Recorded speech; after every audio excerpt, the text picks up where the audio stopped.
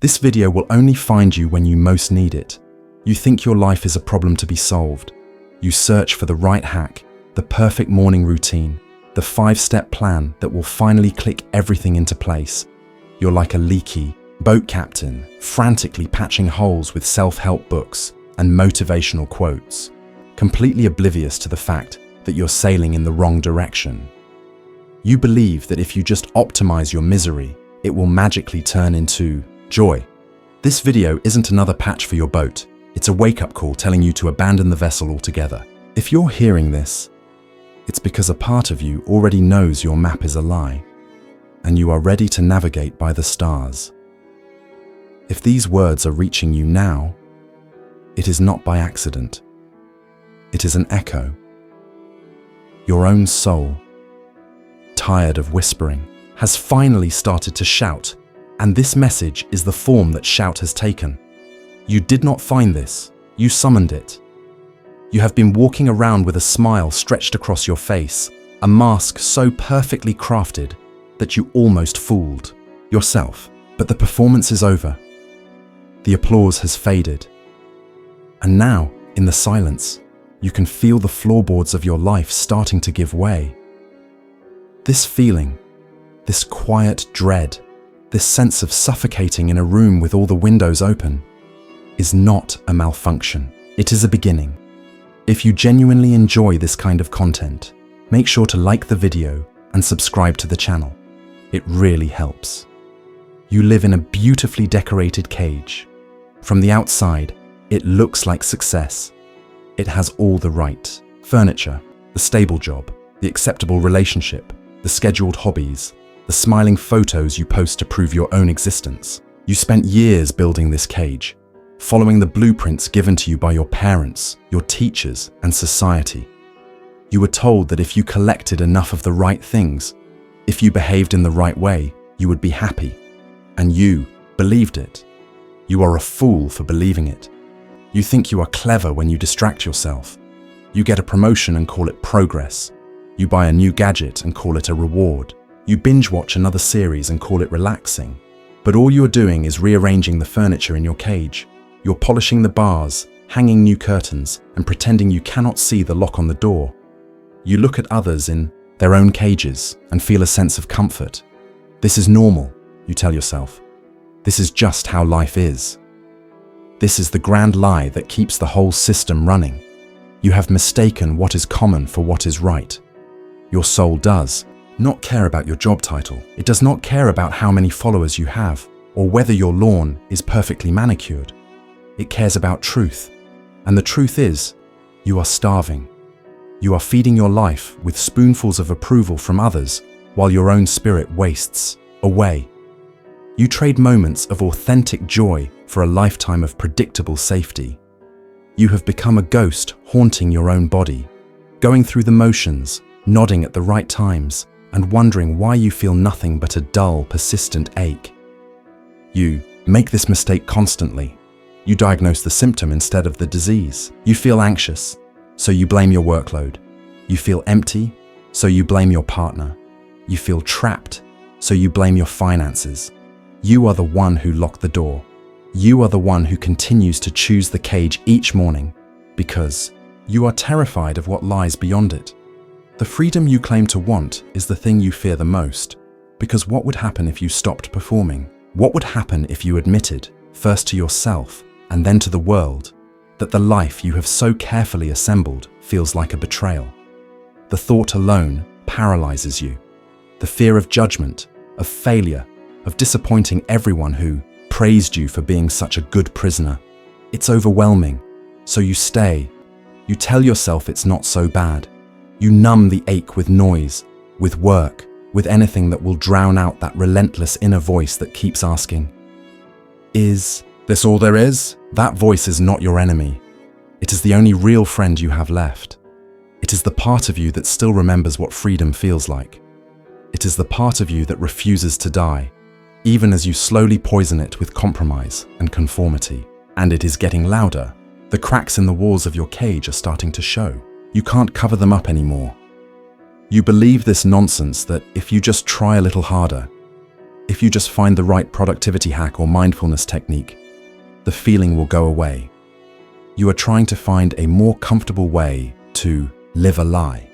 There is no such thing. The only path forward is not to repair the cage, but to shatter it. The discomfort you feel is a gift. It is the precise tool your soul is using to break you free. Every pang of anxiety is a hammer blow against the bars. Every wave of despair is the rust dissolving the lock. Let's be honest with each other. For years you've been pretending. You pretend to be interested in conversations that bore you. You pretend to value things that mean nothing to you. You pretend to be happy when you're really just numb. Who are you doing this for? This elaborate stage play of a life. Who is the audience? Most of them are too busy with their own miserable plays to even notice yours. You are not tired from your job. You are tired from the effort of wearing a mask for 8 hours a day. You are not bored with your life. You are bored with the character you are playing, and that character's script has run out. There are no more lines. There is only the terrifying, silent, empty stage. This is the moment where you can finally stop acting. It's time to stop blaming the world for the prison you built for yourself. Your parents didn't force you. Your boss isn't the warden. They are merely actors you cast in your own drama of self-betrayal. You gave them the power. You handed them the script. And now you have the power to walk off the stage. What was the very first crack you noticed in your own perfect cage? What was that tiny hairline fracture that you tried to ignore, but which has now started to splinter? Acknowledge it. Write it down in the comments below, not for me, but for yourself. Give it a name. Drag it out into the light. This is the first step. To admit the cage is a cage.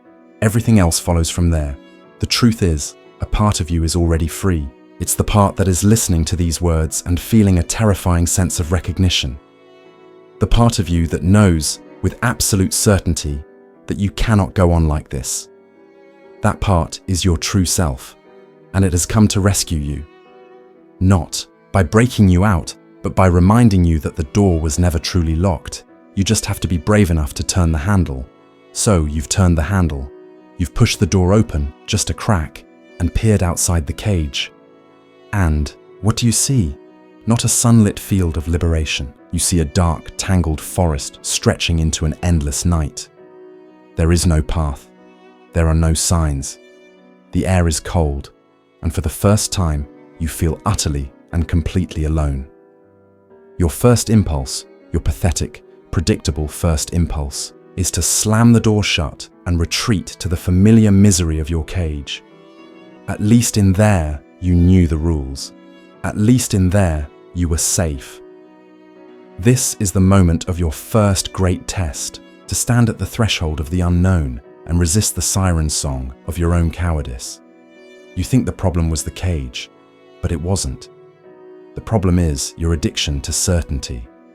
You escaped one prison only to immediately start searching for a new, more benevolent warden.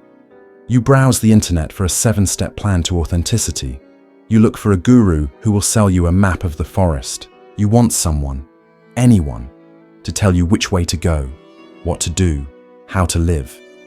You want freedom, but only if it comes with an instruction manual. Let's be brutally honest about your foolishness. You assume that the people who gave you the blueprints for the cage, your parents, your culture, were masters of architecture. You think they had some secret knowledge. The truth is, they were just other prisoners, handing you a copy of the same worn-out blueprint they were given. They built their cages, and they taught you to build yours because they were just as terrified of the forest as you are now. They don't have the answers. Their maps are useless here. In fact, following their maps is what led you into the cage in the first place. You have a tool, a perfect navigational device designed specifically for this forest. It was given to you at birth. It is an inner compass. But you have been taught your entire life to ignore it. When it pointed one way, your parents told you to go the other. When it vibrated with a clear yes, your teachers told you it was impractical. When it screamed no, society told you that you were being difficult, so you learned to betray it. You snapped the needle off and threw it away. You learned to navigate using the loud, confident, and utterly wrong directions of everyone else. and you wonder why you ended up so lost. This was the greatest treason you ever committed, not against a country or a person, but against your own soul. You were born a sovereign being, an explorer with a direct line to the truth, and you allowed yourself to become a follower, a tourist in your own life, clutching a map drawn by people who had never even set foot in your territory. Now, standing at the edge of the woods, you feel that faint pull again. A whisper, a subtle inclination. It's the compass, trying to realign itself. But you don't trust it. You think it's just fear or confusion or a foolish whim. You believe your rational mind, the part of you that is an expert on cage building, is the only voice worth listening to. Your mind screams, "It's not safe. We don't have enough information. We need a plan." Your mind wants guarantees. The soul, however, does not deal in guarantees. It deals in resonance. The compass doesn't give you a map of the entire forest. It doesn't show you the destination. It only ever points to the very next step. That is all you get. It's a pull toward a conversation you need to have. It's a repulsion from a commitment you've been dreading. It's a sudden curiosity about a subject you'd never considered. It's the quiet feeling of rightness that has no logical explanation. You get this concept wrong, and you blame the universe for your stagnation. You think you need a lightning bolt from the heavens, a booming voice to give you your grand purpose. You're waiting for a Hollywood moment, but the universe has been speaking to you constantly, in whispers. The guidance is always there. You are just too deafened by the noise of your own fear to hear it. Rebuilding trust with your inner compass is the most important work you will ever do. And it starts small. It starts with radical acts of self-loyalty that no one else will ever see or applaud. It's choosing to eat the meal your body is asking for, not the one your diet plan demands. It's admitting to yourself that you hate the book everyone loves. It's leaving the party when you feel your energy drain, without needing to make an excuse. Each time you honor a small intuitive nudge, you are repairing that sacred connection. You are telling your soul, "I am listening now. I am on your side." Most people will never do this. They will stand at the edge of the forest their whole lives, complaining about their cages, but never daring to take a step into the wild. They will die with their soul's music still locked inside them. This is your choice, chosen one. Will you be one of them? Or will you take the first terrifying step without a map? Think about the maps you've been given. The one that said, "Get this degree, then this job, then this house, and you will be happy." The one that said, "Agree with everyone, never make waves, and you will be loved." These maps are not just outdated, they are lies. What is one safe path or outdated map from your past that you are now ready to burn?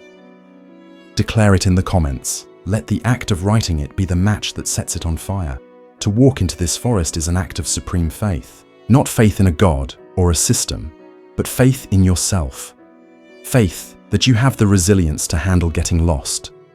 Faith that the compass, however faintly you feel it now, will grow stronger with every step you take in its direction. You are not meant to find a pre-existing path. You are a pioneer. You are here to cut a new trail through the wilderness with the machete of your own courage. The point is not to get through the forest. The point is to become the kind of person who can navigate any forest. And that journey begins with a single step into the dark, guided only by a whisper you have finally chosen not to betray. You've been in the forest for a while now. The initial thrill of escape has worn off, replaced by the monotonous reality of the journey. It is dark. It is lonely. You are tired. Every step is an effort.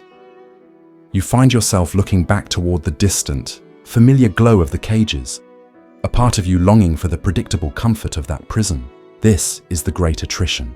This is where the tourists of transformation turn back, complaining that the path was too hard, that the signs were not clear enough. They will return to their cages and tell stories of their brave journey, framing their cowardice as wisdom. You, however, are still here, because something in you knows that going back is not an option. To return to the cage now would not be a relief. It would be a spiritual suicide. And so, you must face the final, most terrifying truth of this process. The journey through the forest is not about finding something. It is about carving something. You are not a lost traveler searching for a hidden city of gold. You are a sculptor, and you have just been handed a hammer, a chisel, and a raw, shapeless block of stone. That stone is you. You think you are supposed to add things to your life to become whole. You try to add a new belief system, a new morning routine, a new relationship, a new title. You are trying to glue new features onto the stone. You are a fool. The masterpiece, the authentic and powerful being you were born to be, is already inside that stone. Your work is not to add, but to subtract. It is to violently, painstakingly, and lovingly chip away every single piece of you that is not you.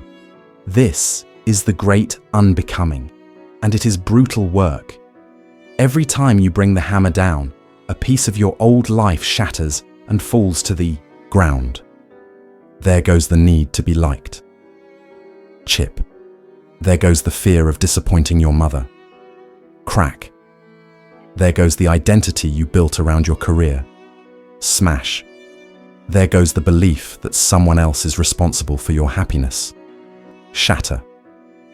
You look at the floor, littered with the rubble of your former self, and you weep. You mourn the loss of these pieces.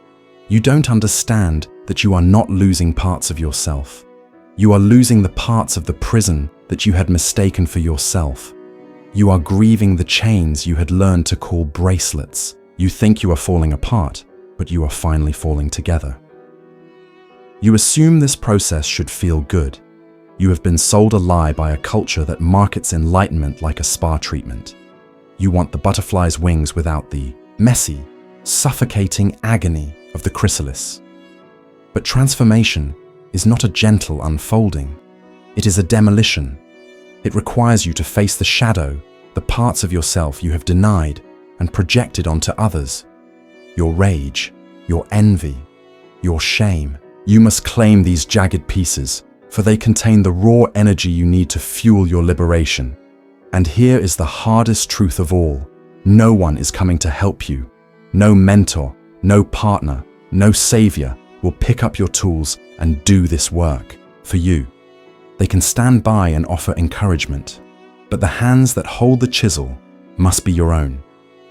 The decision of where to strike must be yours. You have been waiting your whole life for permission, for a guarantee, for someone to rescue you. That waiting is over. Your life is now a matter of radical responsibility. The shape of the stone is in your hands, and your hands alone. This is the point where you stop being a victim of your story and become the author of it. It's the moment you stop asking, "Why did this happen to me?" and start asking, "What will I create from this?" This is true power, not the power to control the world, but the power to create yourself. What lies on the other side of this fear?